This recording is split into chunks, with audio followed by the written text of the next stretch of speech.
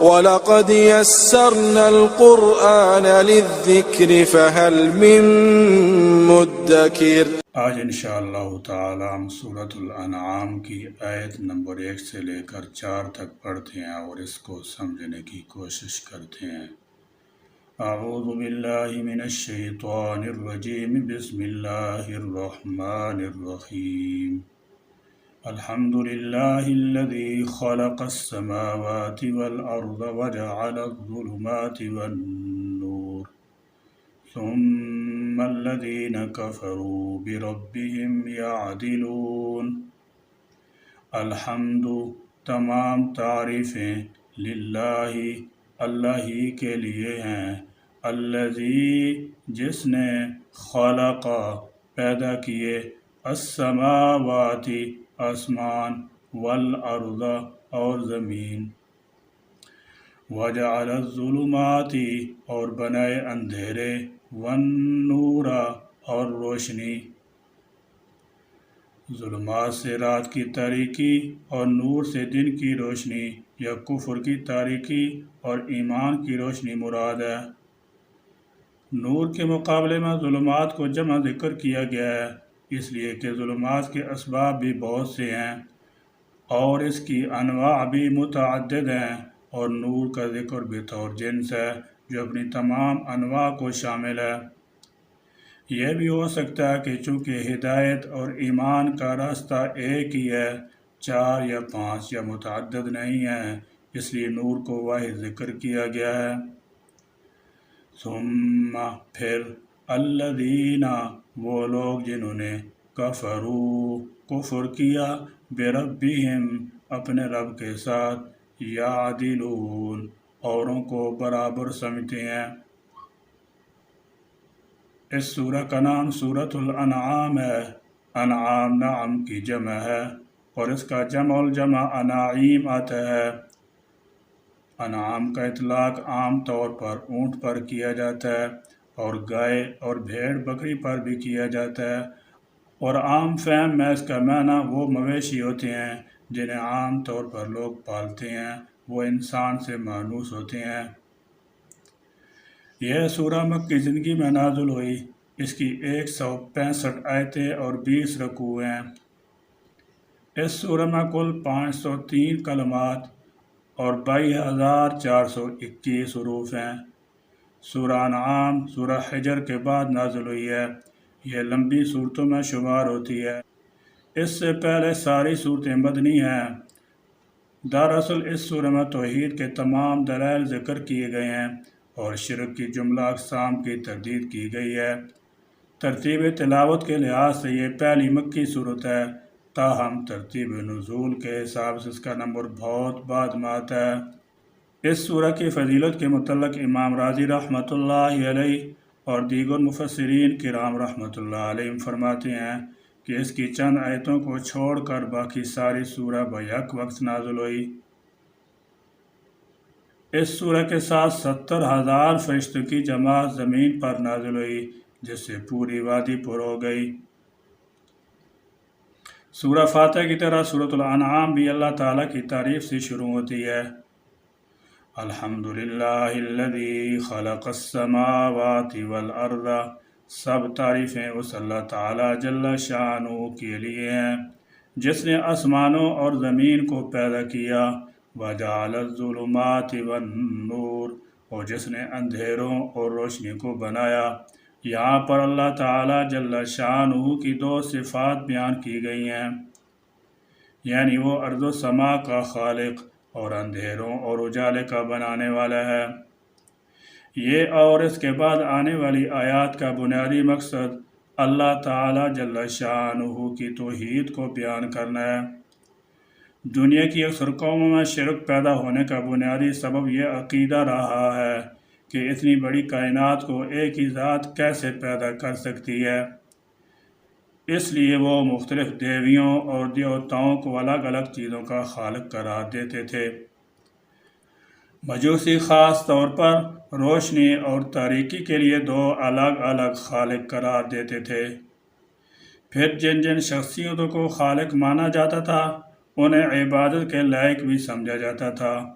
اس لیے قرآن مجید نے بار بار اس حقیقت کو واضح کیا ہے کہ اللہ تعالیٰ جل شانہ ہی کسی کی شرکت کے بغیر پوری کائنات کے خالق ہیں، اور قرآن مجید نے اس حقیقت کو بار بار واضح فرمایا ہے کہ زمین کا ذرہ ذرہ اور آسمانوں کا چپا چپا اللہ تعالیٰ جل شانہ کی حمد و ستائش میں رتب اللسان ہے۔ اللہ تعالیٰ جل شانہ ہی کائنات کا خالق و مالک ہے۔ هو الذي خلقكم من طين ثم قضى أجلا وأجل مسمى عنده ثم أنتم تمترون۔ ہوا وہی ہے الذی جس نے خلقکم تمہیں پیدا کیا من طین مٹی سے۔ اللہ تعالیٰ جل شانہ نے حضرت آدم علیہ السلام کو مٹی سے پیدا کیا، اور انہی کے ذریعہ انسانی نسل کا سلسلہ شروع ہوا۔ اس طرح بالواسطہ تمام انسان گویا مٹی سے پیدا کیے گئے ہیں، نیز خود انسان کے وجود میں مٹی اور مٹی کے آغوش میں پلنے والی چیزیں، لوہا، پتھر، چونا وغیرہ کے اجزاء موجود ہیں۔ اس پہلو سے بھی انسان کی تخلیق میں مٹی شامل ہے۔ اس کا ایک دوسرا مطلب یہ بھی ہو سکتا ہے کہ تم جو خوراک اور غذائیں کھاتے ہو سب زمین سے پیدا ہوتی ہیں، اور انہی غذاؤں سے نطفہ بنتا ہے جو رحم مادر میں جا کر تخلیق انسانی کا باعث بنتا ہے۔ اس لحاظ سے گویا تمہاری پیدائش مٹی سے ہوئی۔ ثم قضا پھر اس نے مقرر کیا، اجلاً ایک وقت، و اجل اور قیامت کا ایک وقت، مسمى معین ہے، مقرر ہے، یعنی آخرت کا وقت۔ اس کا علم صرف اللہ ہی کو ہے۔ گویا پہلی اجل سے مراد پیدائش سے لے کر موت تک انسان کی عمر ہے، اور دوسری اجل مسمى ہے، مراد انسان کی موت سے لے کر وقوع قیامت تک دنیا کی کل عمر ہے، جس کے بعد وہ زوال و فنا سے دوچار ہو جائے گی، اور ایک دوسری دنیا یعنی آخرت کی زندگی کا آغاز ہو جائے گا۔ یہاں تک کہ اس کائنات کے لیے بھی ایک مدت مقرر ہے، جب وہ مدت پوری ہوگی تو قیامت آ جائے گی، عندہ اس کے ہاں، ثم انتم پھر بھی تم، یعنی قیامت کے وقوع میں جیسا کہ کفار مشرکین کہا کرتے تھے کہ جب ہم مر کر مٹی میں مل جائیں گے تو کس طرح ہمیں دوبارہ زندہ کیا جا سکے گا۔ اللہ تعالیٰ جل شانہ نے فرمایا، جس نے تمہیں پہلی مرتبہ پیدا کیا دوبارہ بھی وہی اللہ تمہیں زندہ کرے گا۔ تمترون تم شک کرتے ہو۔ ارشاد ہوا کہ اے انسان، ہم نے اس مٹی سے تمہیں پیدا کیا ہے، یعنی ابو البشر سیدنا آدم علیہ السلام کو مٹی سے بنایا۔ پھر تمہاری تمام غذائی ضروریات اس مٹی سے پوری ہو رہی ہیں، پھر مرنے کے بعد بھی تم اس مٹی میں مل جاؤ گے۔ گویا اس نے تمہیں ایک بے جان چیز سے پیدا کیا اور تمہیں زندگی بخشی، پھر اسی طرح زندہ کو بے جان چیز میں مدغم کر دے گا۔ پھر کیا تم اس بات کی سمجھ نہیں آ رہی کہ وہ دوبارہ تم اس مٹی سے اٹھائے گا، اور ایسی زندگی بخشنے پر وہ قادر ہے۔ لہذا اگر سوچو تو تمہیں نہ اللہ کے بارے میں شک ہونا چاہیے، نہ قیامت کے بارے میں۔ تخلیق انسانیت کے پہلے مرحلے کا ذکر کرنے کے بعد اجل کا ذکر کیا ہے۔ اجل کا معنی وہ مدت ہے جو اللہ تعالیٰ جل شانہ نے انسان اور ہر چیز کی مقرر کر رکھی ہے، جسے دو حصوں میں بیان کیا گیا ہے۔ پہلی اجل سے مراد انسان اور ہر چیز کی ابتدا اور موت ہے، دوسری اجل کا مفہوم قیامت لیا گیا ہے۔ دونوں قسم کی اجل کا ایک وقت مقرر ہے جس میں ایک لمحہ کی تاخیر نہیں ہو سکتی، اور دنیا کا کوئی سائنسدان اس اجل کی مدت کو نہیں پا سکتا۔ یہاں انسان کو اس تخلیق کے ساتھ اس کی اصلیت بتائی گئی ہے کہ اے انسان، تو جو کچھ بھی ہو جائے تیری اصلیت مٹی ہے اور بالآخر تجھے اسی میں مل جانا ہے۔ دوسرے لفظوں میں انسان کی تخلیق سے لے کر اس کی موت اور پھر قیامت کے دن اٹھنے اور اللہ تعالیٰ جل شانہ کی بارگاہ میں پیش ہونے میں کوئی شک نہیں کیا جا سکتا۔ لیکن صد حیف ہے ایسے انسان پر جو نہ صرف اپنی ابتدا اور انجام کو بھول چکا ہے بلکہ وہ خالق حقیقی کے بارے میں بھی شک کرتا ہے۔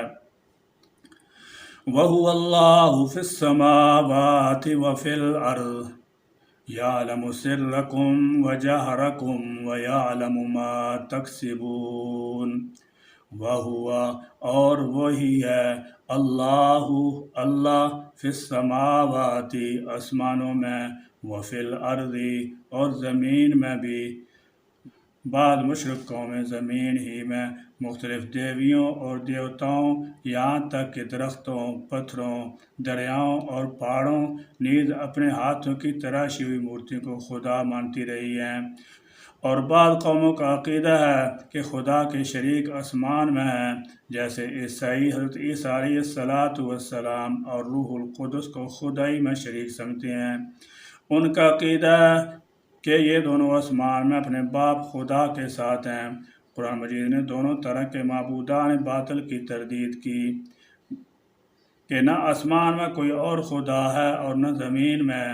یعلم وہ جانتا ہے سرکم تمہارا پوشیدہ وجہرکم اور تمہارا ظاہر ویعلم اور جانتا ہے ما تکسبون جو کچھ تم کماتے ہو۔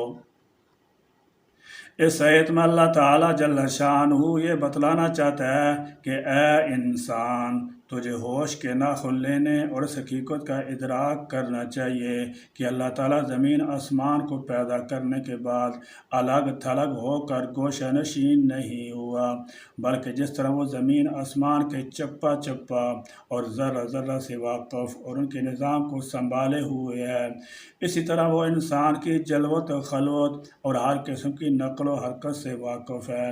جب ان کے ایک ایک ذرے پر اللہ تعالیٰ جل شانہ کنٹرول کیے ہوئے ہے تو تجھے بھی غور کرنا چاہیے کہ تیری جلوت و خلوت، اچھی اور بری حرکت اللہ تعالیٰ جل شانہ کے اختیار سے باہر نہیں ہو سکتی۔ یہ تو اس کی حکمت بالغہ اور ابدی فیصلے کا نتیجہ ہے کہ اس نے انسان کو ایک مدت معینہ تک ڈھیل دے رکھی ہے، لیکن انسان کی کوتاہ بینی کا عالم یہ ہے کہ وہ چار سو پھیلی ہوئی اس کی قدرت کی نشانیوں سے اعراض اور انحراف کرتا ہے۔ اسی کا نتیجہ ہے کہ جب بھی انسان کے سامنے انبیاء علیہم السلام نے حق پیش کیا تو انسانوں کی غالب اکثریت نے اس کی تکذیب کی۔ اس تکذیب کا نتیجہ قریب ان کے سامنے آ جائے گا جو اللہ تعالیٰ کی پکڑ کی صورت میں ہوگا۔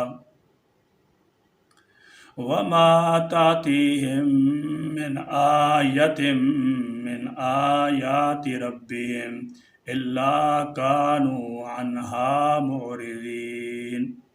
وَمَا تَأْتِيهِم اور نہیں آتی ان کے پاس من آیتٍ کوئی آیت، کوئی نشانی، من آیات ربہم ان کی رب کی آیات سے، ان کی رب کی نشانیوں سے، الا مگر کانو وہ ہوتے ہیں، عنہا اس سے، معرضین منہ پھیرنے والے۔